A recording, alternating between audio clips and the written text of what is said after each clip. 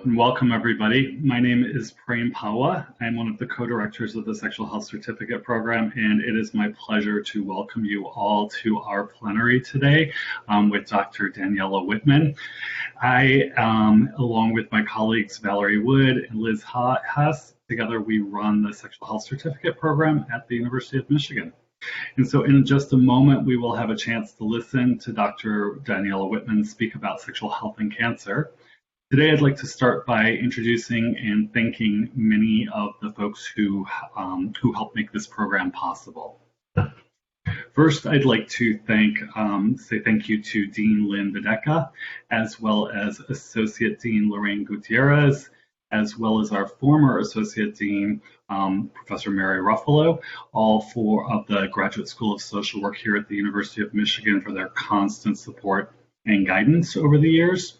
The program would not exist without their sharing their vision.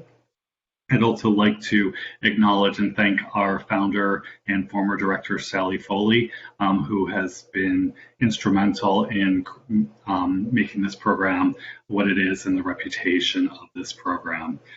So welcome and thank you to Sally as well. So there are many, many people involved behind the scenes here at the School of Social Work, and we can't mention them all, but I would like to single out Aaliyah Wasala, the Assistant Director of Continuing Education, and she is amazing for all the work that she does and so much behind the scenes, as well as her support team, particularly Jacqueline Ruffalo as well, who just do so much of the heavy lifting behind the scenes. Also, really want to acknowledge and thank our outstanding advisory board that includes some folks that are just legends in this field, including Eli Coleman of the University of Minnesota, Betsy Crane from Widener University, Debbie Herbenik from the Kinsey Institute at Indiana University, Dr. Hilda Hutcherson from Columbia University, Dr. Dee Fenner from the University of Michigan Medical School, and Beverly Whipple, formerly Emeritus Professor from Rutgers University. And so these are international leaders in the field, but also have been just phenomenal with their guidance with our program, particularly this year, as we have felt faced some of the challenges that are currently going on in our world. And so thank them all for their guidance and support. We also have remarkable instructors here at the Sexual Health Certificate Program, and who have really risen to the challenges, the teaching challenges and the adjustments we have had to make in these last couple months for the program to keep moving forward. And so just want to give a special thank you to all the program instructors for their dedication and work that they put in throughout the year, and especially have been putting in at these very challenging times. Also want to acknowledge that we have program alum joining us today. And so we are always grateful for to see you, to have you join us. We offer thanks for the enthusiasm and dedication you bring to the field of sexual health. And we know that you're out there making a difference every day by talking about sex and sexual health. And so bravo to you all. And finally, we are so excited to be joined by our brand new cohort 2020. None of us could have imagined that we would meet under these circumstances. And so it's just a thanks to everyone for adjusting and being flexible and coming online with us. And so we welcome each of you to the SHCP family. And we're honored to have you here and excited to spend the next year with you. With that, I'm going to turn it over to my colleague, Valerie Wood, who will introduce us to Dr. Daniela Wittman. Thank you, Prem, and welcome everybody to we said this in our orientation, it's our 12th cohort cycle. So, and Daniela, Dr. Daniela Wittman, I will do a more formal introduction and then say a few personal words. Daniela Wittman, PhD, LMSW, is a clinical associate professor at the University of Michigan Department of Urology in the health system, Michigan Medicine, I believe. They just changed their name last year. She's an ASEX certified sex therapist and sex therapy supervisor.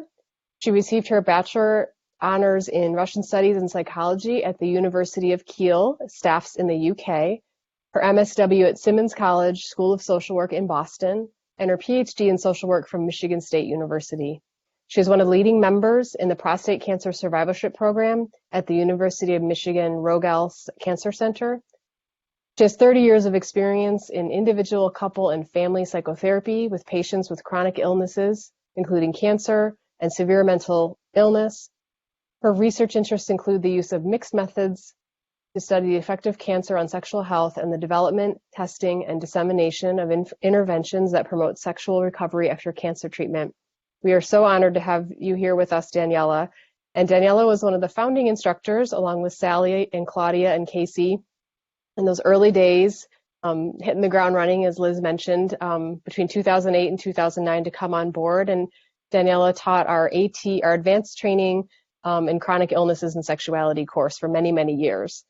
So thank you for coming back to teach us all the new developments and everything you've learned in just over an hour. we'll fit it all in. And thank you for joining us virtually. We again, as we mentioned over and over, we all hope to be together, but it's so wonderful to see your face and have your wonderful energy and wisdom with us. So I will turn things over to you. Thank you, Daniela. Thank you, Val, for that lovely introduction. And to all of you, it's really a privilege and honor to have been invited to be a plenary speaker and to be back in the program after 11 years of being involved with the program in one way or another. Certainly brings back a lot of memories. And I know many of the faculty and some of those of you who are now alumni living in your own world of sexual health. So it's a tremendous pleasure to be here. And I'm so excited that there's a large new cohort starting. And again, it's a privilege to be speaking to you today. Some of my disclosures. So the first plenary was addressed by Sally Foley, who founded the program, and the title of her talk was "Why Talking About Sex Will Change the World." Now, this seemed like rather a heady introduction or kind of a goal or aim or claim. And I think in those days, none of us knew. Some of us, some people were already in the field of sex therapy for a long time. Some of us were just starting, and I had started only in 2007. And we didn't all know how we were going to participate in the world through sexual health. But what I have learned in the last 12, 13 years is that no matter what we do, we all become advocates for sexual health. And we do it in different ways. Some of us do it through clinical work. We have private practices. We work in clinics. Others of us do it through education. We educate others about sexual health. Other people do it through developing sexual health programs, whole clinics, programs. So there are many, many ways of becoming advocates for sexual health.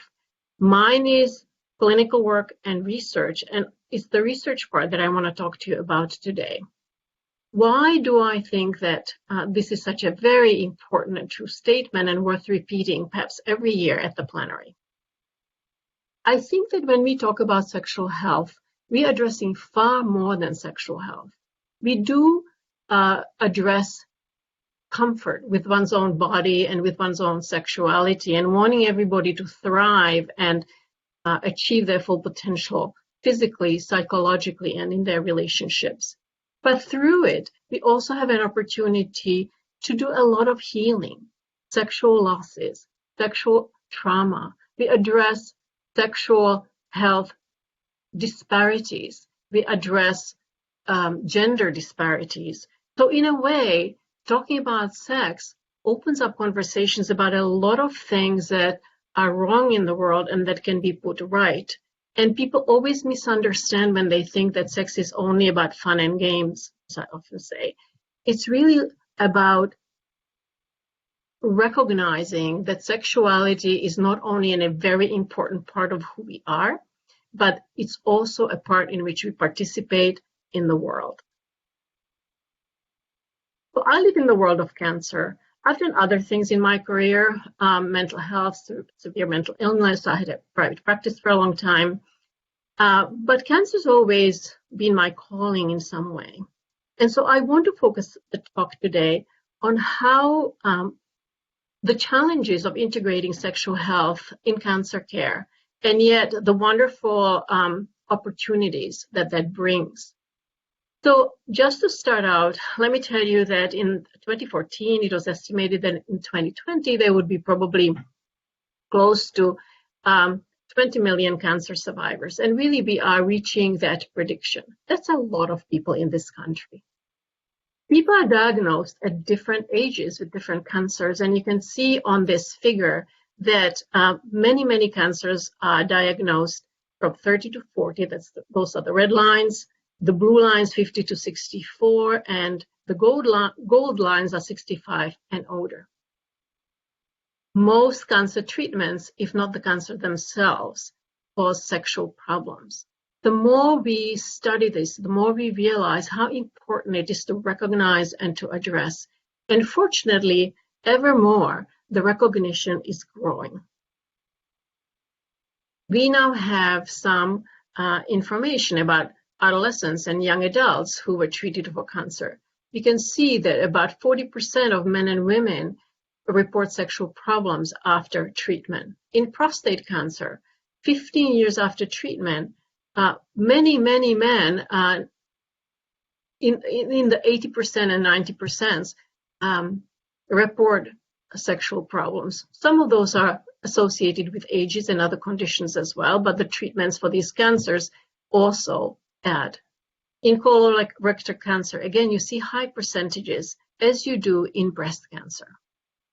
For many years, cancer researchers studied quality of life, in that they included sexual function. So that was really what you're going to be learning a lot more about in this program, which is desire, arousal, orgasm, and resolution. But for many years, nobody really studied what this was like for these cancer patients to have these changes to their sexual function until probably the late 1990s and definitely in the last years. In 1996, the Office of Cancer Survivorship was formed to address the quality of life of people in cancer survivorship. This was really due to the fact that so many people were surviving and they were carrying with them side effects of treatment, possibly new cancers and other health problems that were going to affect their quality of life. They even wrote several books about it, and one of them is devoted to the psychosocial aspects of survivorship. Very little is written about sexual health, very little. So, this is something that those of us who have worked in cancer have had to truly advocate for, because this was not fully on the radar. Let me tell you a little bit about how cancer treatment affects sexual function. So if you have surgery, you may lose your whole genitals or parts of your genitals. And so it leads to the loss of any kind of capacity for genital sexual function. So if you lose your clitoris, your penis, or your testicles, or if you have what's called pelvic exenteration, which is everything that's in your pelvic is removed, your sexual function is practically non-existent. Then some surgeries in the pelvis interfere with nerve structures that govern things like erectile function and lubrication in vaginal lubrication. So those are pelvic cancers that create such difficulties in those patients. And then there are issues that come with the removal of body parts that really affect the body image, such as removing a leg or a breast or an arm.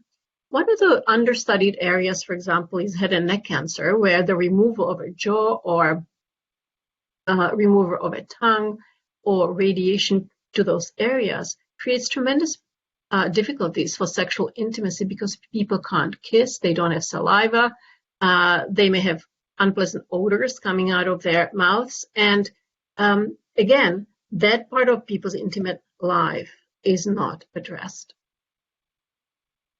So people really have to figure out, if they're going to stay sexually active, how to do it in that new environment. Radiation to the pelvis can damage nerves, which again are responsible for erections and vaginal lubrication in women. They can cause fibrosis and scarring, then make intercourse painful, and they may atrophy genital structures in general. And so in addition to all these physical changes, there may be a loss of sensitivity as well. Hormonal therapy is a systemic treatment which attempts to treat cancer by depriving it of its sort of hormonal food. And so women are deprived of estrogen and men are deprived of testosterone. That's the treatment for their cancers. And you probably know that if you don't have those hormones in your body, your sexual function is greatly diminished. Chemotherapy can change the quality of skin, particularly mucosa, and that again interferes with kissing, elasticity of vaginal walls. It can create problems for erectile function.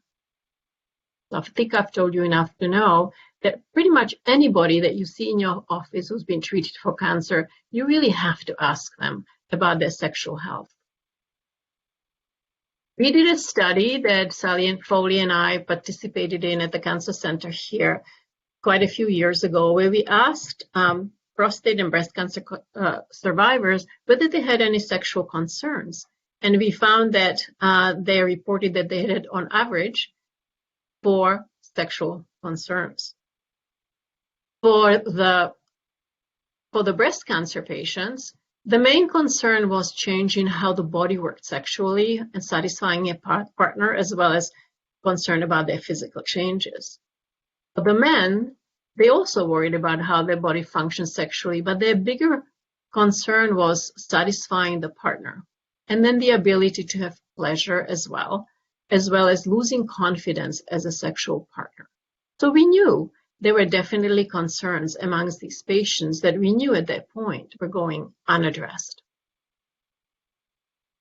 So cancer survivors, if they're going to maintain their sexual activity and continue to have sexual pleasure and sexual intimacy with a partner, will often need sexual aids so that they can continue to have intercourse and continue to stimulate for pleasure, etc. So for men, that's often the use of PDE5 inhibitors. I think all of you know Viagra, Cialis, and Levitra. There is another newer one called Stendra, which I almost never see used. There are vacuum erection devices, which some men without cancer use for enhancement, but it's definitely valuable for men who have problems with erections after cancer. There are suppositories, which are little pellets that can be inserted into the tip of the urethra, into the penis, and after 15 minutes, a medication, which is alprostadil, can produce an erection.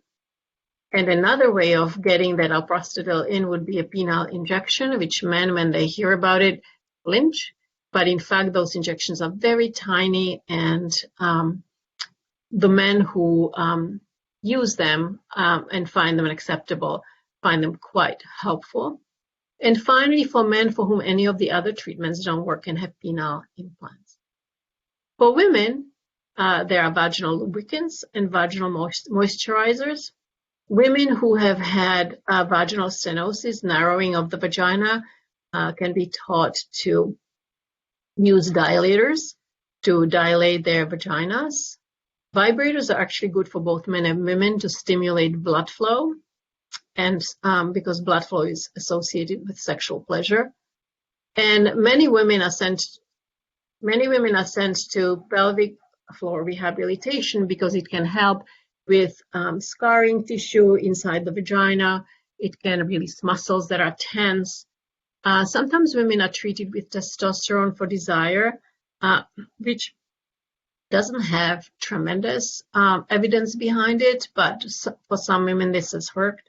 And that there's a more recent drug, flibanserin, also called ADI, which for some women has also helped with the desire. I put a question mark next to it just to let you know that not everybody is on board with that, and not all the trials are as well respected. It's actually not being as well taken up as something like Viagra or Cialis.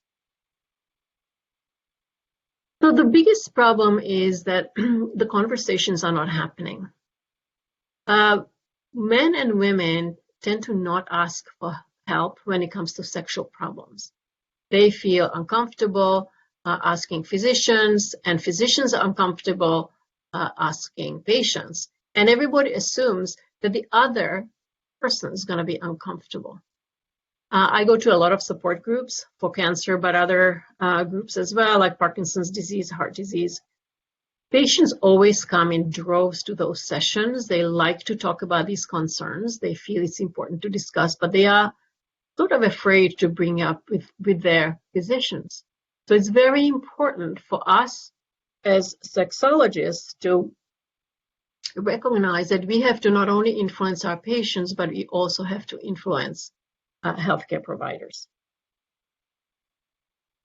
Here is a study that was reported at the American Urological Association last year in the spring. There was a meeting to look at gaps in care for women with bladder cancer. And this report was given there on urologists who basically operate and treat things in the pelvis. And so they work with genital issues and sexual issues on a daily basis.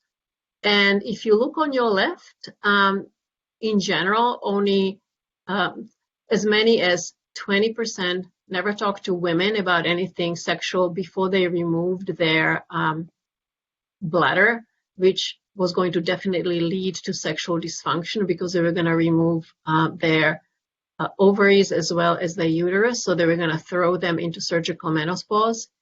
And as many as almost 10% never talk to the men. I want you to notice the gender bias here.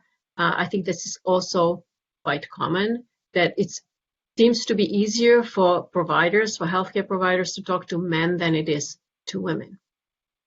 On the right, you see some other graphs, and you can see what other topics are routinely not addressed with these patients. And these are patients that are coming for removal of the bladder that were sexually active before the surgery. So they definitely don't talk about sexual orientation, as many as 75%. And they, again, don't talk to women about sexual dysfunction. They definitely never raise partner sexual dysfunction or function. They don't really talk about the post-operative dysfunction. They don't give them referrals.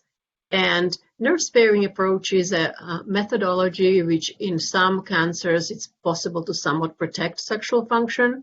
And so you would think that this would be discussed, but especially for women, it is not. So you can see now, this is a study from this year, published this year. What these providers say is that they are hindered by the patient's older age. They don't have time to talk about it, and they are uncertain about the patient's baseline sexual function, and they feel concerned that the patient would feel uncomfortable. I think that probably the ones that they endorse less are more likely to be influential, such as they're uncomfortable themselves, they don't really know, particularly for women, about their sexual function, and they don't see themselves as the ones who should be addressing it, which is where we become very important as colleagues and partners for these physicians. But what do we do about something? We have a prostate cancer survivorship program in the Department of Urology that was founded in 2007. And I'm going to talk about that kind of only as an example of how something like this has developed and how I've worked really hard to cross the barrier between what was my expertise and my contribution to reach the physicians who were, you know, perfectly fine with my coming on board, but had no interest in what I did or how that helped patients, and sometimes felt that maybe I wasn't helping patients, that I was potentially upsetting them. So just to say a little bit more about prostate cancer itself, it's a very highly survivable disease. There are more than 3.5 million of men in the United States who are living with it. That's a sort of a credit to the fact that, as you can see, when it's discovered early, people live with it for many, many years. 5 years survival is not very long, but really most men live with it for 15 or more years, and some never recur. So they will be living cancer-free, but they may be living with sexual dysfunction. Here are some of the typical side effects of treatments of prostate cancer. So surgery, temporarily people leak urine and then that improves, but the sexual dysfunction continues. They have erectile dysfunction. They no longer ejaculate because the prostate has been removed. So the orgasm is changed, and some of them experience penile shortening. Treated with radiation, they have temporary, usually problems with urinary irritability and bowel irritability. Sexual dysfunction is progressive, so it doesn't start at the beginning like for the surgical patients, but slowly the erections soften and semen decreases in volume. There are some radiation treatments that are less deleterious to sexual function. Brachytherapy is one of them, and there is now a new SBRT treatment that is also potentially less problematic. But there are reasons why people choose surgery versus radiation. Both of them have similar curative effects.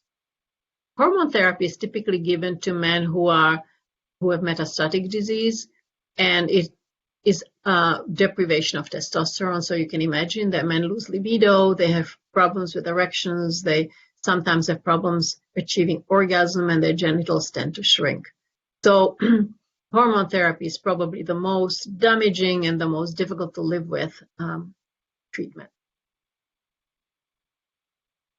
As you can see in this figure of patients who were treated with surgery and radiation, a 15-year trajectory shows you that basically there's an ongoing decline. I mean, some of it has to be recognized that it can be also due to aging and other conditions. But if you look at the data, you see that after 2 years, 79% of prostatectomy and 61 radiation patients have erectile problems. After 15 years, 87% of surgically treated and 93 treated with radiation, as compared to erectile dysfunction in the general population, which is 50% at average age 73. So definitely the treatment does affect it. So our prostate cancer survivorship program was started when Dave Brandon was treated by our chair, Dr. James Monty, for prostate cancer, and he was successfully treated. But these are vocal people, and he and his wife came back and said, Dr. Monty, we love you, and you saved Dave's life, and actually he's recovering from the side effects quite well, but we had no support, we had no education, we had no idea what to expect, and afterwards when we're struggling with sexual problems, there was nobody to help us figure out what to do. And it takes up to 2 years to recover some version of erectile function, so people struggle.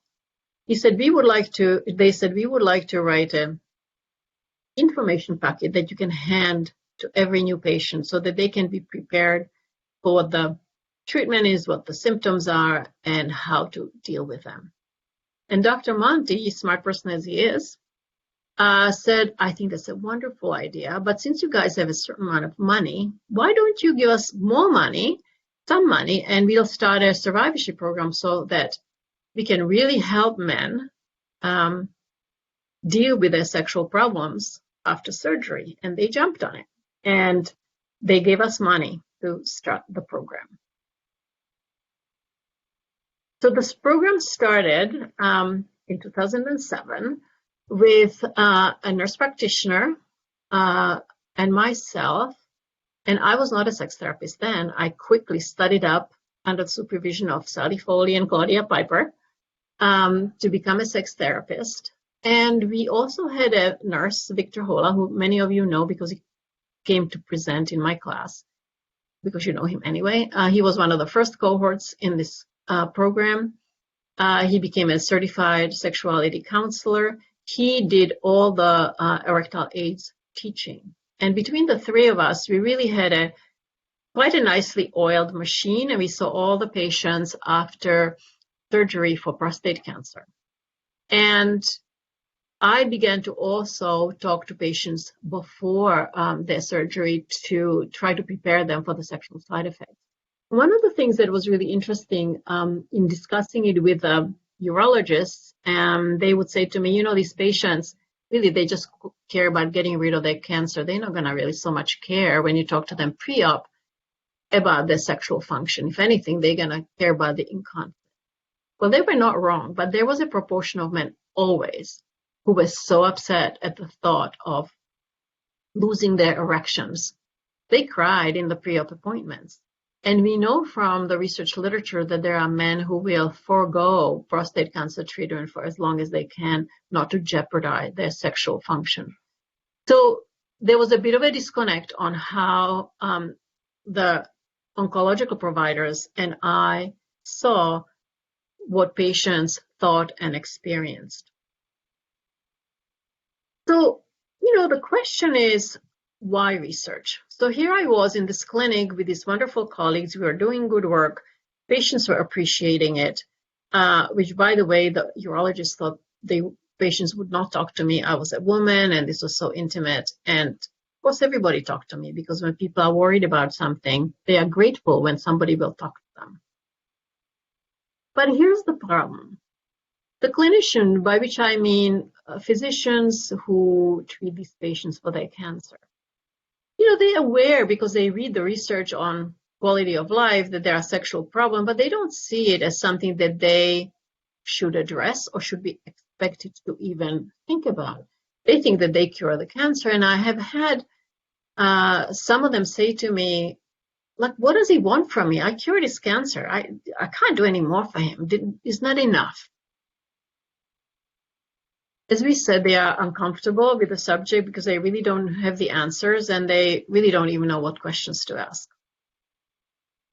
So when I would go and have a conversation about one of the clinicians to talk about sex, this would be kind of the response that I would get. And here is what the problem was as well. We were working in very siloed situations. You know, they were doing their surgeries and they were doing their clinics, and I might have been in the clinic in my consultation room doing the sex part, but we really never had joint meetings. They were seeing many patients 15 minutes in 15-minute slots, so there was no time to stop and talk. And when people would be in a social situation, you know, the surgeons would talk with each other about surgical issues. Nobody was really that interested in what I had to say. They just expected me to know what I'm doing and do my job. And so there was no common language, and that was really part of the problem. So, you know, that made me realize that I was not a part of conversations that could maybe get me into a situation where we would be talking the same language. And I have come to believe that research is a common language for all disciplines. That if you present people with research findings, they will turn their face towards fact and be interested in a way that they were really not that interested in my clinical experience unless I had something juicy to say to them, which I generally didn't think was appropriate for me to do.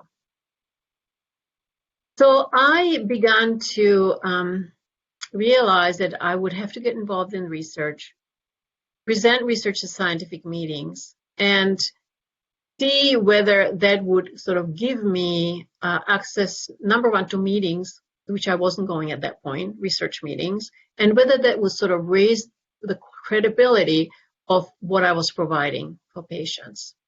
Because really, data is what physicians are comfortable with. That's what they work with in doing their treatment. And even though there is obviously art to what they do as well, this could be, I thought, a common area of interest. Obviously, I didn't start this, but all on my own. There are giants in the field of oncology who have brought sexual health into the forefront, and I just want to mention some of them. One of them is Leslie Shover. She was a researcher at the Cleveland Clinic, began to do research in sexual health at the end of the 20th century. She developed interventions and tested them and became nationally and world known as somebody who opened up the field She's now retired, and she has a lovely website on sexual health and cancer, which is very informative, and anybody can access it and get information and support. Ann Katz is a certified sexuality counselor. She's a nurse researcher, and she has written books for patients, both male and female, about their cancers and sexual health.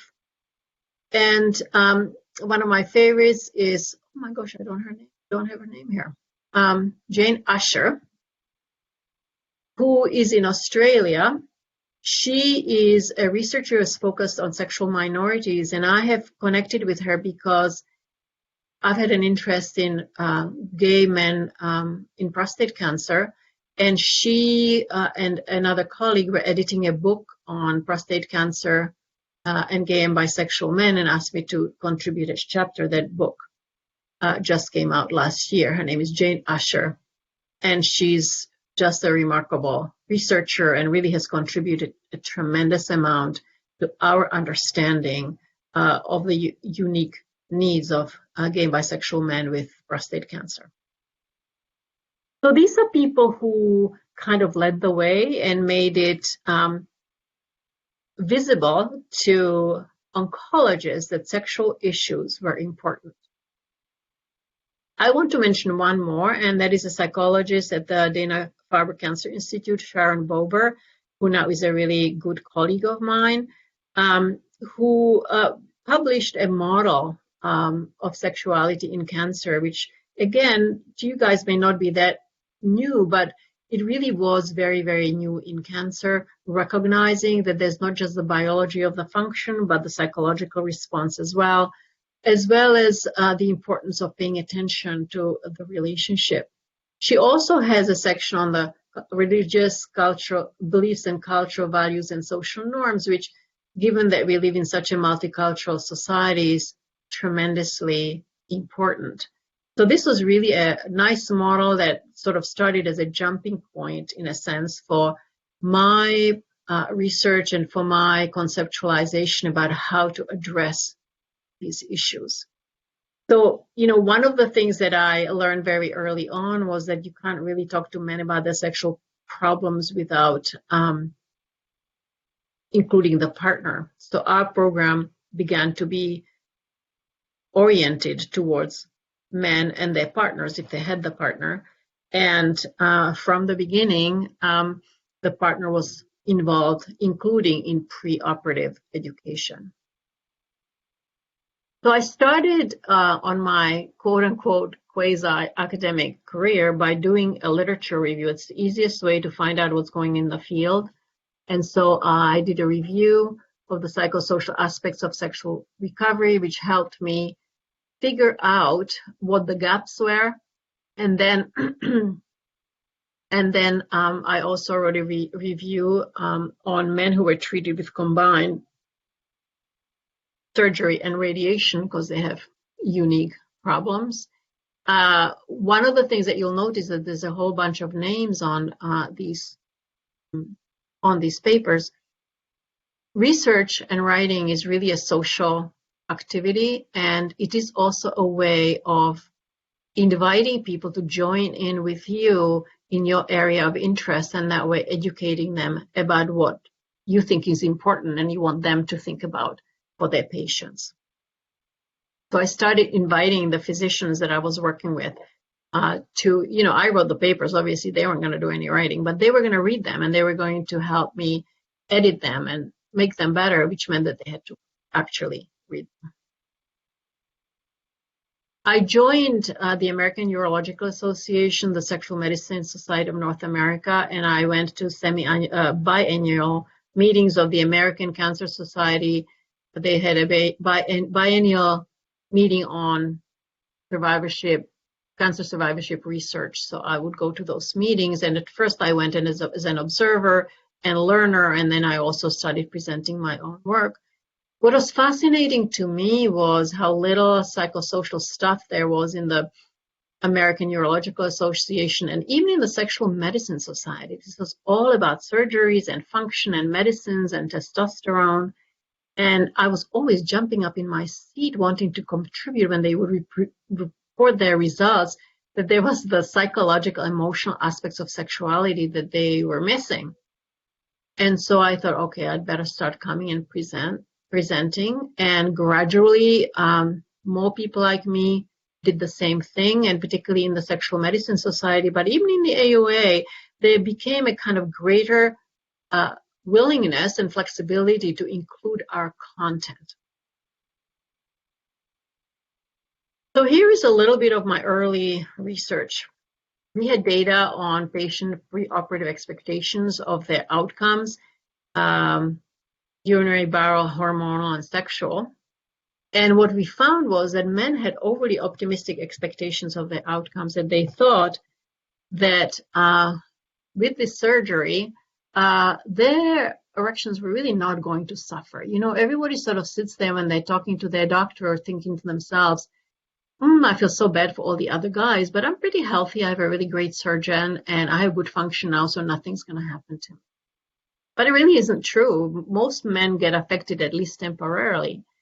So, you know, only 32% of patients thought that their erections would be worse after surgery. And it's, you know, it's probably more like 80 right after surgery, and in the long run, it's at least 60. So there were people who were getting very disappointed because they were not getting what they thought they were going to get. And weirdly and crazily, 11% of patients thought that their erections would actually be better after surgery. So we kind of knew that we had a problem to deal with, and that maybe we had to do something to promote realistic expectations and reduce anxiety. So just make people anticipate, you know, there's a little research that says that if you help people anticipate anxiety, they'll be less anxious. So if you have them expect that they're going to have erectile problems, when they have them, they're going to be a little bit less upset because they expected this to happen.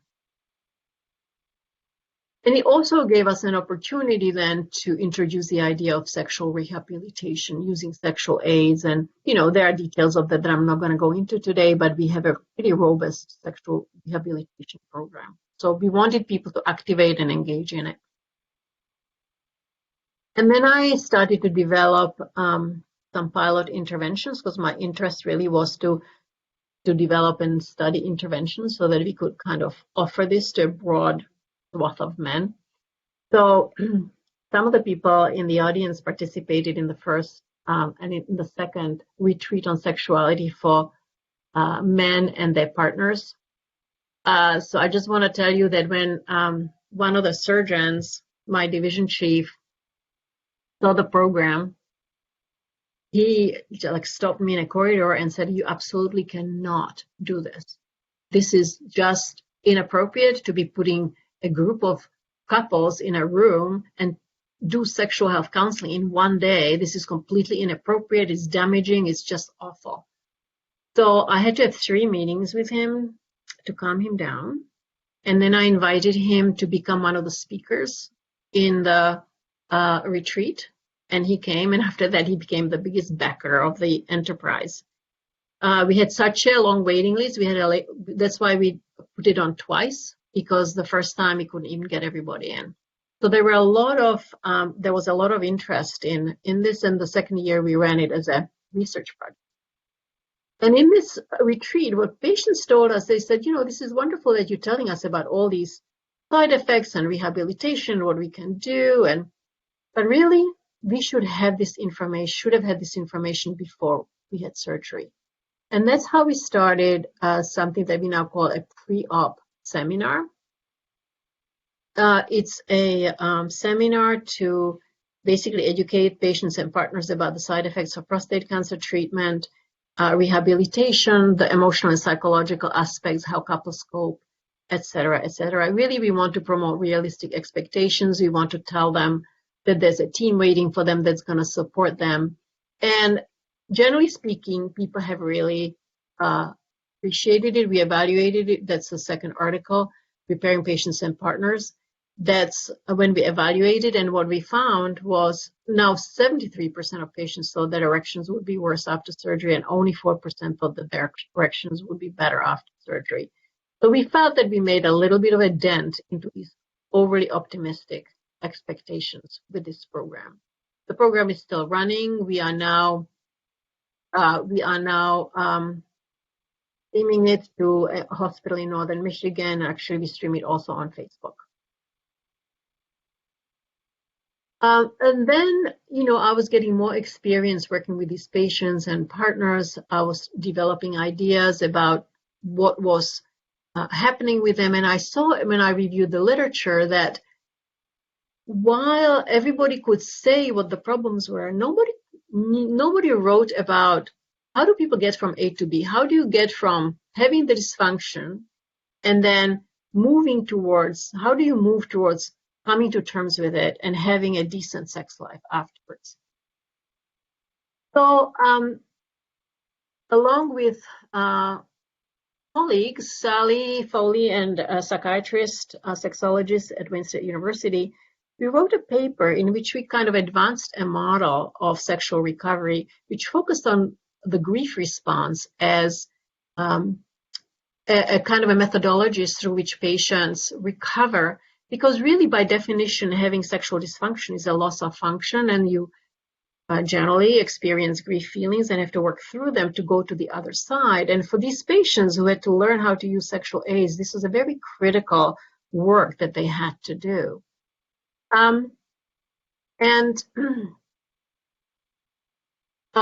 We also studied what barriers people have when they're having trouble recovering. And we were running into the same concepts. We were running into grief, unresolved grief, deep grief that both the patients and the partners were experiencing.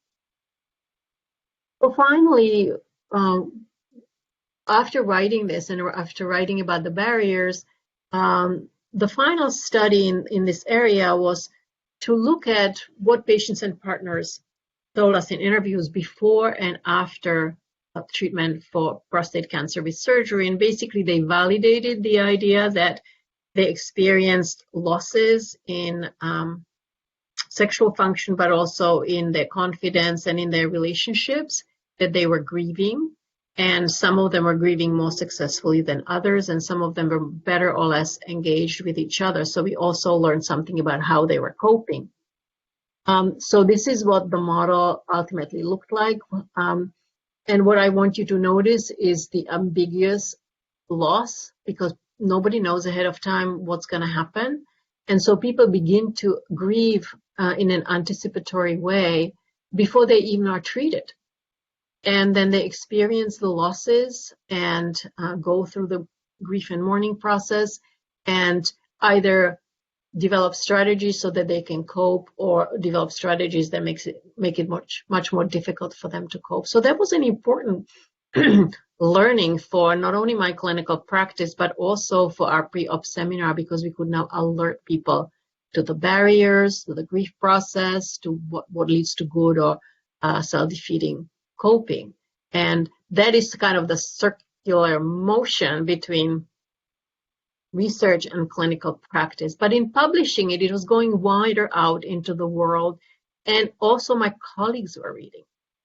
And, it's been harder to convince my colleagues than it has been to make friends in the outside world, other researchers, other sexologists, because still some of them were distrusting. Still some of them didn't want to discuss it and thought that I was upsetting patients who maybe were perfectly fine giving up their sex lives.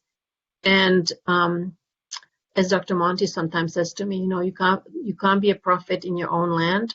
So I had to be satisfied with having relationships outside of my department to support what I was doing. But increasingly, I was including my colleagues in what I was doing. Thankfully, other people were thinking similarly.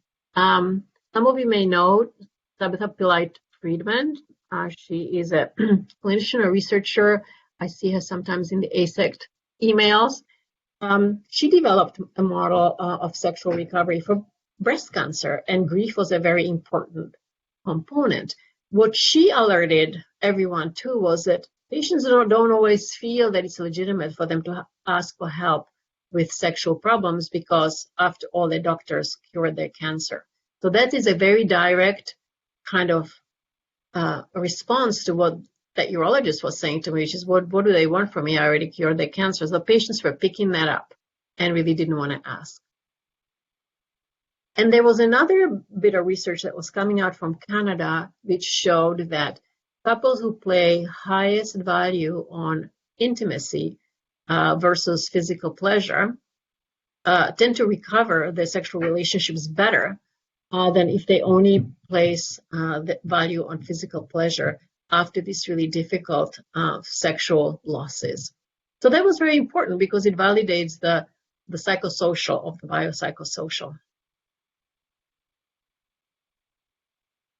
So today, our prostate cancer survivorship program is integrated into usual care. Every patient, when he chooses prostate cancer as his treatment, will automatically be scheduled with us as a part of his oncological care. He'll go to the pre-op education seminar, and after surgery, 6 weeks later, he will come to our clinics, and we will do a sexual health assessment along with other assessments. We'll teach about sexual aids. And while we started with a half-day clinic, we now have 8 half-day clinics with advanced practice providers and 6 half-day clinics, sexual health clinics staffed by Lindsay Phillips, who is one of the alumni of the program, and myself. And we stream this, as I said, to Mid-Michigan Hospital and on Facebook. So we are very established, and now the urologists are hearing from other colleagues around the country that we have this program, and they wonder how they could get one like that as well. And so they're beginning to recognize that they have something really good. And the younger urologists are very much on board, and sexual health conversations go on in their oncological visits as well. We evaluated our program and found that in comparison to the patients who didn't have this program, the patients in the program have an improved sexual function and are more satisfied with the care that they are receiving. And sometimes people come to us for prostate cancer treatment because they know they're going to have this follow-up. And as you can see, all these physicians are on these papers because now they sort of have a stake in what we're doing. I wanted to mention to you that it's not just me who's doing this research.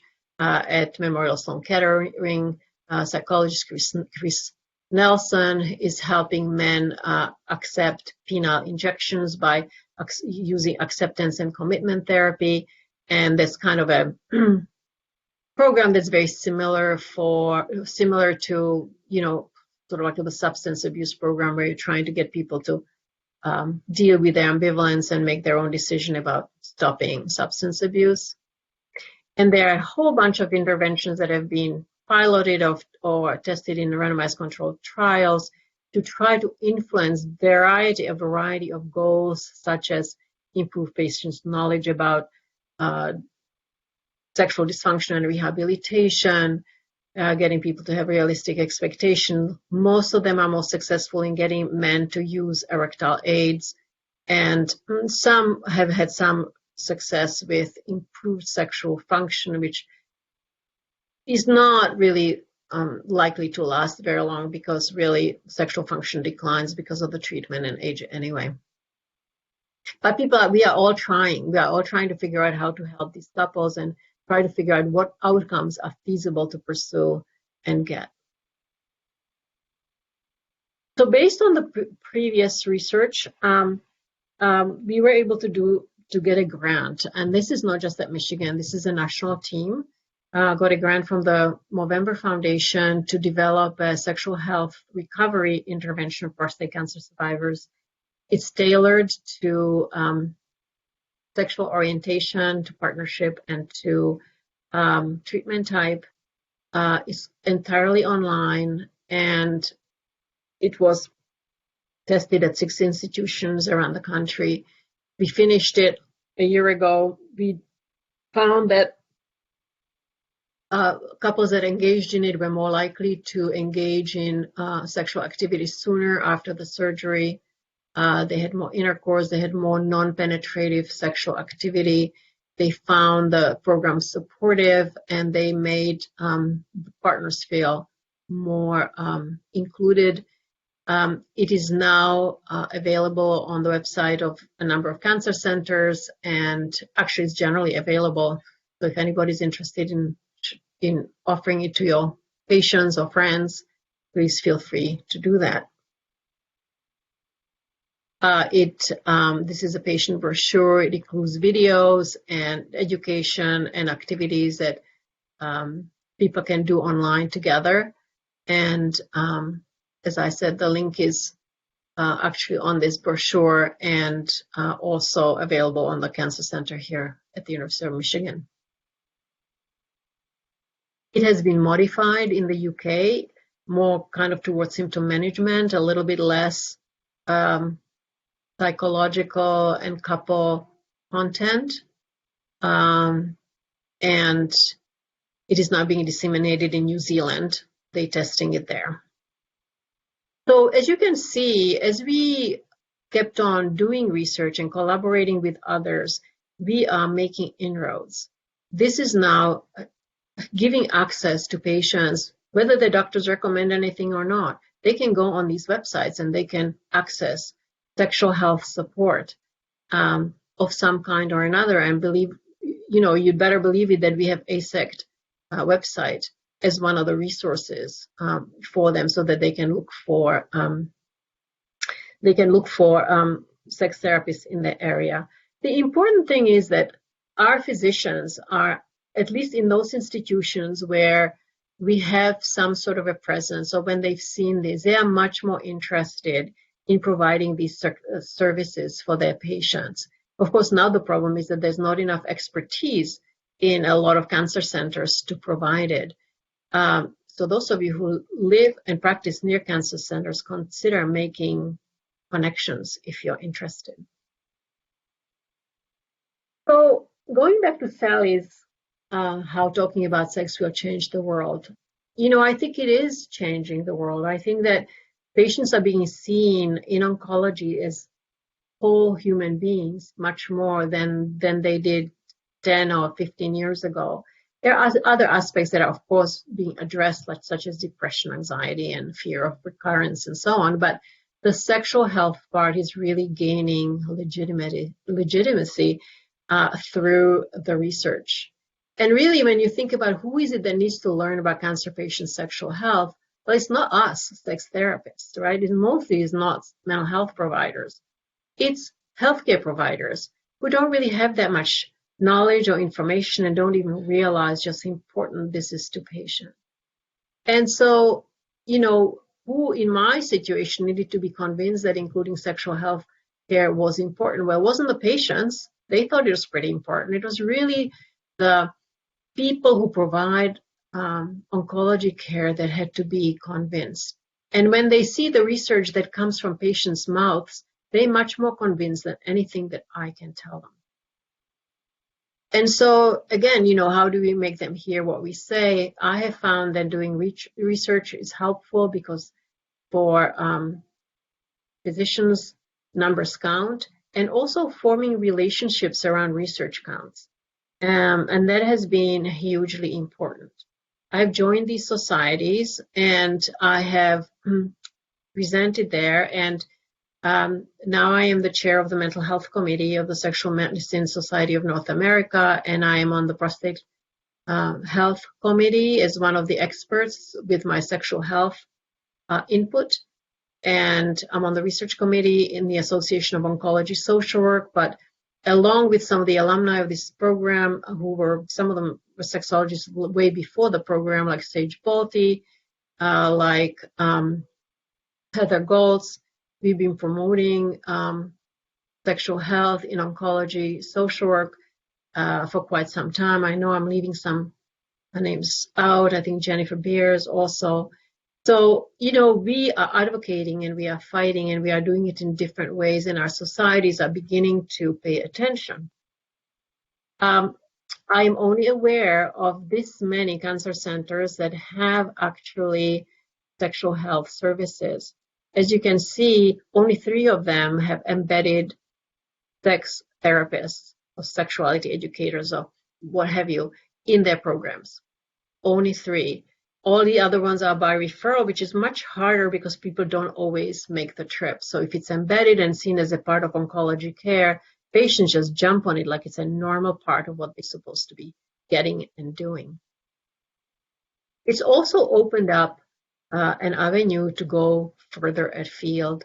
Last year, I was invited to go to Kenya to do a presentation on prostate cancer and sexual health to the Kenyan Association of Urological Surgeons. I went with a urologist from the University of Utah, and we also presented in Nairobi to a cancer center, and they were so thrilled. They wanted us to put on a day-long sexual health symposium in Nairobi the following fall, which we did. So they really felt like they wanted to provide this for their patients, these oncologists and these urologists.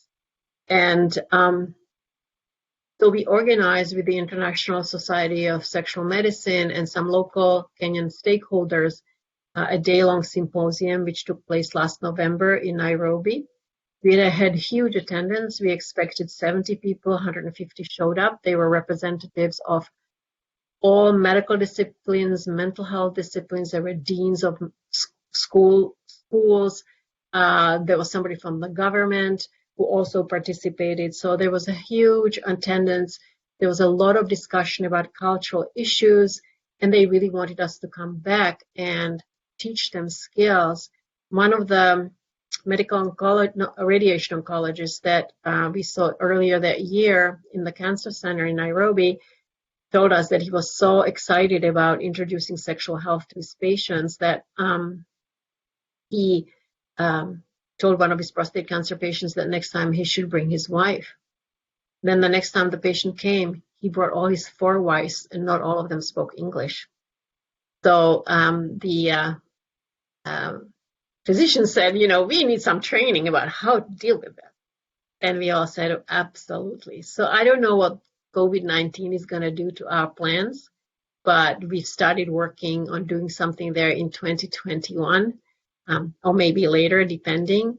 But you can just see that Sally was right all along. Talking about sex will change the world. And we're changing it in all the different ways that we can. And so I want to wish the new cohort the best of experience of this program, which I think is phenomenal and unique and has incredible instructors. And then you will go out into the world and advocate and change the world on your own. Thank you so much for your attention.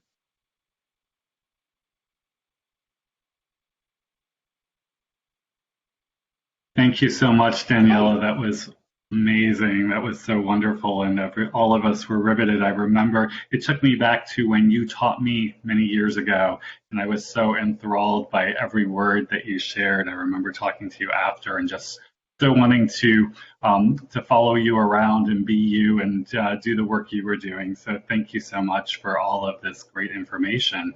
That was wonderful and so exciting to hear about all the incredible work you have done and are doing. I think we have some questions in here, if I'm correct. And so we do. Oh, unless okay. Val is going to, which is fine. No? Okay. Okay. So should I escape my presentation and get into Zoom? You can come into Blue Jeans if you want. You can see some of the questions that are there. Lots of thank yous coming in. So there's at least 3 questions here, and I think there's more coming in as we sit here and wait. The first thing that one of our participants wants to know is, are there interventions for women cancer survivors? So, there are interventions for women cancer survivors that you can probably find on Leslie Shover's website. It's called Will to Love. The 2 is a number 2, WILL 2 Love. And she has information for men and women. Yes, absolutely. So that would be probably the best place to go. Thank you for that. All right, the next question that came in is from Uchenna. And UC wants to know, are you seeing ethnic and racial differences in individual and partner coping among men with prostate cancer? If so, how are interventions being tailored to address this? So we have seen some, although actually I am finding they are less than what we had anticipated. Some of the early research pointed to this following difference, that African American men reported that their sexual relationships are much more dependent on intercourse, so erectile function was dysfunction was that much more bothersome to them. I think that still is true in the research, that even when on average African American men recover better than white men, it bothers them more.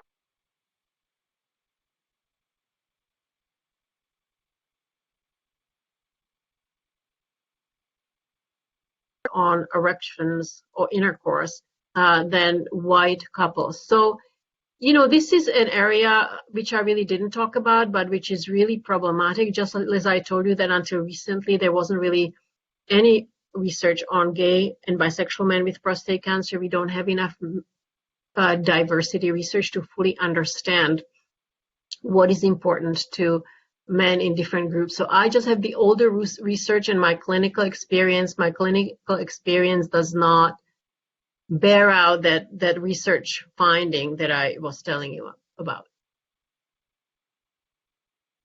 Thank you for that.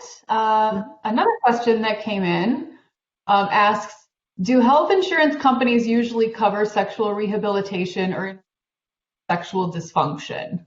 Do you see any disparity in coverage for sexual dysfunction in relation to gender? So generally speaking, most insurance companies cover very little, if any, pro-erectile aids. I mean, this is one of the ironies of what we do. We recommend things that people then can't afford or cannot get their insurance to pay for, even when the insurance is informed that it is for rehabilitation. So sometimes people get around it by sometimes companies like the one that produces Pfizer, I think, that produces Cialis and Viagra or whatever. They sometimes have coupons so that people can get their stuff more cheaply. It used to be that people could get samples from their primary care doctors. That really kind of no longer exists. In our cancer center, if part of our rehabilitation recommendation is to use the vacuum pump. So our cancer center will buy it for people who can't afford it or don't have insurance that doesn't cover it. But that's a very important chronic problem. Thank you. I've got one more question. Oh, just a comment. Maybe you have a comment about this comment, so I'll read it. This participant agrees that generally clinicians have poor training and exposure to sexual health, but there is an underlying health system / business constraint issue in place that makes clinicians work in tight assembly line appointments, which hinders sexual conversations. I think this is a truer statement could not have been made. So I think that I want to say, excuse me, I'm just going to have a sip. In no way do I feel that clinicians are to blame. Number one, there's not enough sexual health education in medical schools and in residencies. It took me almost 10 years to do some teaching to our residents and fellows. 10 years, and I'm in that department, and I do sexual health. Because people are trying very hard to learn to be surgeons. So there's very little education to begin with. And then the pressures on physicians to turn patients around in 15 minutes is so impossible that to even just bring it up is very difficult. I mean, I think, what I generally advocate for is that in any medical office or hospital or department, I advocate for having somebody like me or like us, the sex therapists or sexuality counselors, who can take that on. Because really, cancer survivorship care is multidisciplinary, or should be. Physicians should not be expected to be the sexuality counselors. They should, however, have the education to know to address it and then have the resources to refer to. You know, like what people do now in my departments.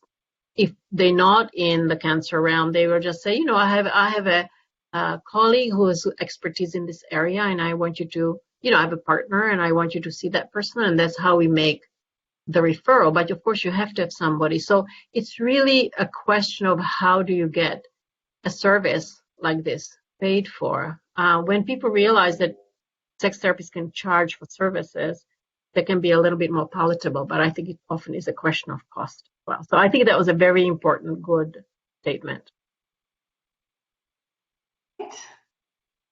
Thank you for that feedback. Let's see, are there any more questions that people want to ask before we wrap up today? I saw Amanda might have been interested in asking something in the chat. See if a question comes in. What time do we end today? 5?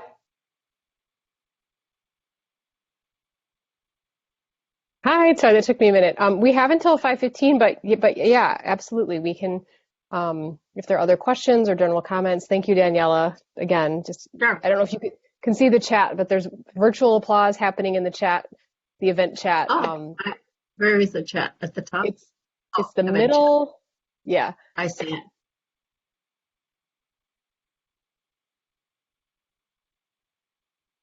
Somebody mentioned a cancer center that, did you want to, oh, there's a question. I think it was Tracy.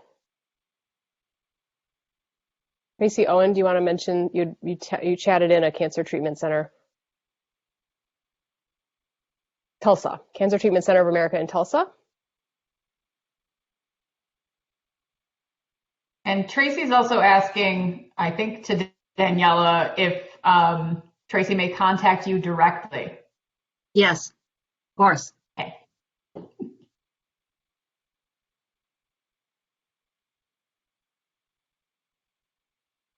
Ooh, here's a good question that just came in.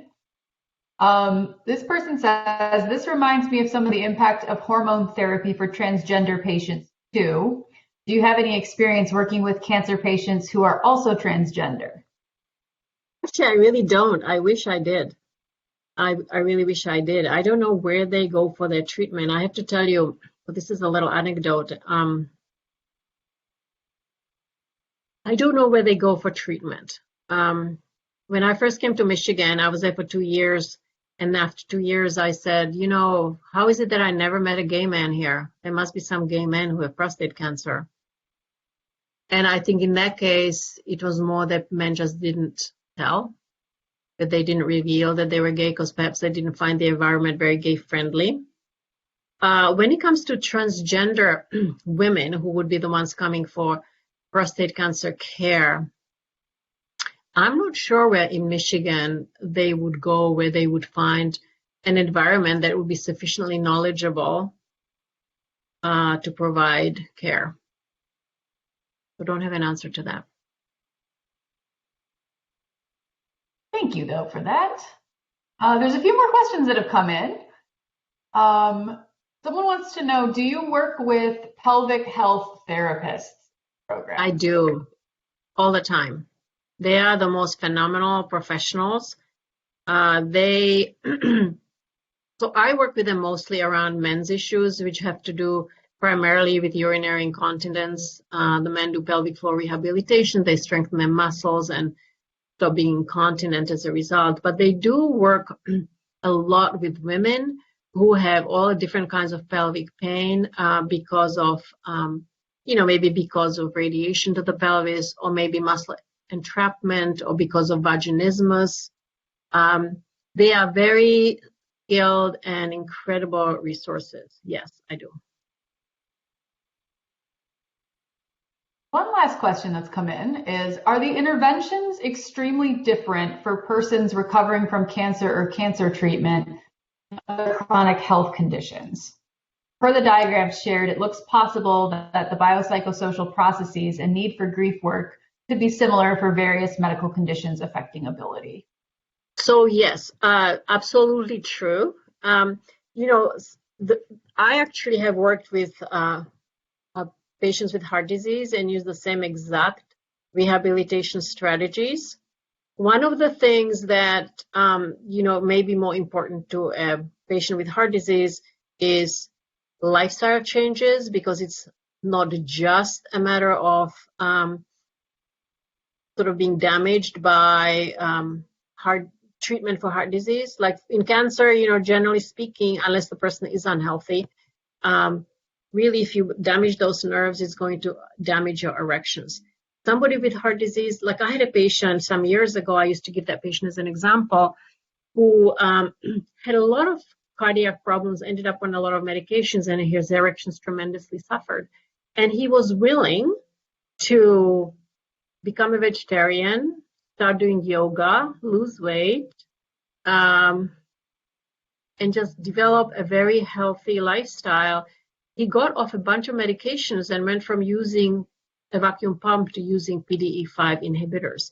So he really improved his erectile function because he could get off the drugs that were affecting his erections. So yes, it is very, very applicable to other chronic conditions. Thank you for that. Mm-hmm. I don't have any more questions right now. We reached the end, but you've received lots of great feedback in the chat. I hope you're seeing it. And I wonder if one of our co-directors wants to come on to close us out today. Yep, I'm here. And Prem, All right.